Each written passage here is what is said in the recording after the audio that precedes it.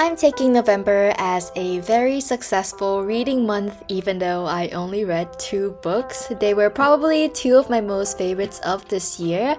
Hello everyone, welcome back to another video. I have a reading journal update for you today and I'll tell you a bit more about the books I read in November.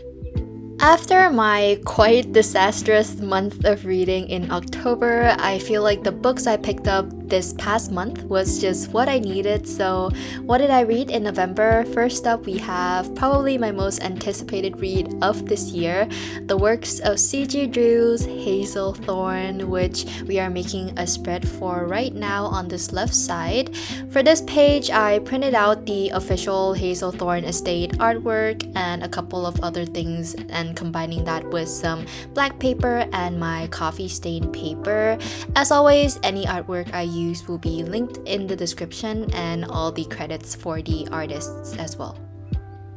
In Hazelthorn, we follow Evander, who for his entire life has lived in the Hazelthorn estate under the guardianship of this billionaire person, Byron Lennox Hall, who is essentially like a grandfather figure to Evander.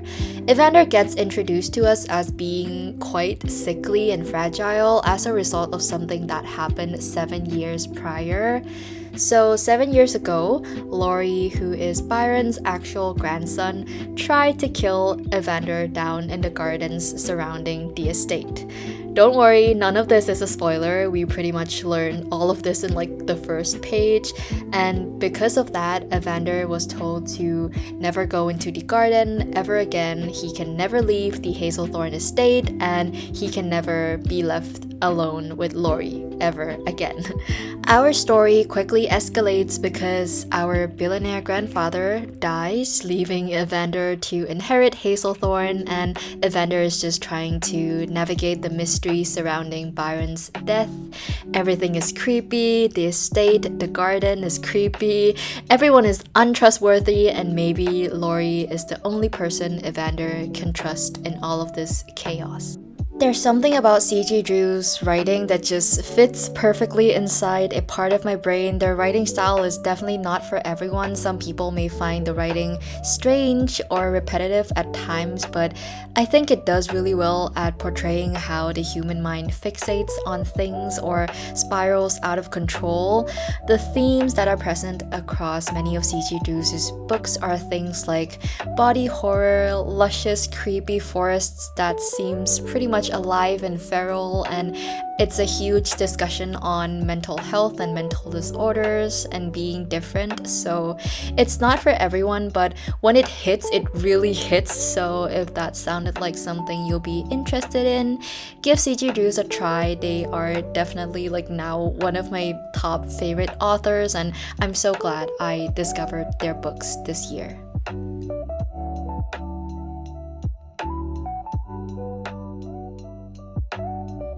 The other book I read this past month was The Darkest Part of the Forest by Holly Black. This book is set in the same world as The Crow Prince. None of the Crow Prince characters are in this one, but you do get an insight into the different courts in that world, and the characters in The Darkest Part of the Forest do have like a little cameo in The Crow Prince as well, which was why I was interested to read this book in the first place. I wanted to know the backstory of the characters and get to know them a bit more. I've been saving it, putting it off for a really long time, and I finally picked it up this November. In The Darkest Part of the Forest, we follow Hazel and her brother Benjamin.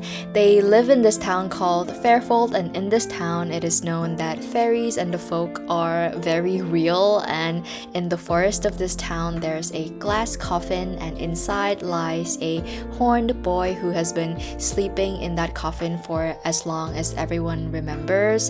Hazel and Ben are obsessed with this boy laying in the coffin. Since they were little kids, they make up stories about him and talk to him through the glass.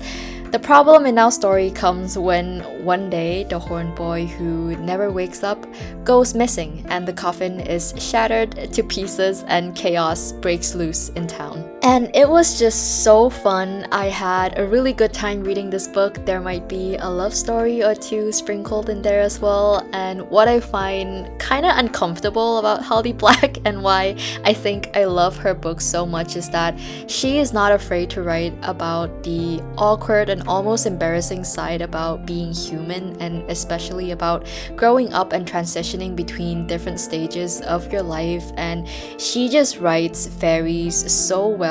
They're beautiful but also terrifying and very not human. Reading this also makes me want to read her modern fairy tale series, which I might do at some point. The only other author I can think of that kind of captures the same feeling in terms of like how they write about fairies is Heather Fawcett and her Emily Wilde series. I haven't finished it yet. I still have the last book, the Compendium of Lost Tales, to read, but that's another one I really like. And if you have any suggestions of books similar to Holly Black or the Emily Wilde series, or anything you think I might want to check out, please leave it in the comments or even send me a message on Instagram, because I'm always looking for new books to read and I would love your suggestions. Some of you have asked if I will do a reading journal setup for 2026, and I will, but it will still be in this same notebook because it has so many pages. I still barely made a dent in this one. The next video out after this will be my 2026 bullet journal setup, and then it will be the reading journal setup. At first, I didn't really know if I will enjoy the square format of this notebook because it's quite a bit larger than anything I've ever used before, but I've really been liking it, and creating spreads in here is really fun. This notebook is from Tiffany. I'll have this exact one linked in the description, and if you want to get this notebook or any other notebook from Tiffany, I do have an affiliate code with them. It's just jam and butter all spelled together, and that gets you 10% off your order, and it just tells them that I sent you there. When I do these reading journal videos, I kind of struggle with coming up with things to talk about, which might sound weird because I can just talk about the books, but it feels strange because I've never had to summarize the books I read or what I think about the books out loud before. And also, I feel like I don't read that much in a month compared to other people making reading journal videos, so I wonder if I should make these videos every month, or maybe like every other month, or maybe even every quarter. Even with this video, I contemplated if I should just combine it with December because this is only 2 books, and because I don't read that much in a month, I feel like it's not really worth making like monthly stat pages or like a cover page like other people. So sometimes I do wonder if I should make these videos at all. So please tell me your thoughts in the comments or what you think I should include in these videos. I'll make these reading spreads regardless of if I make a video on it or not, so tell me if you enjoy seeing them.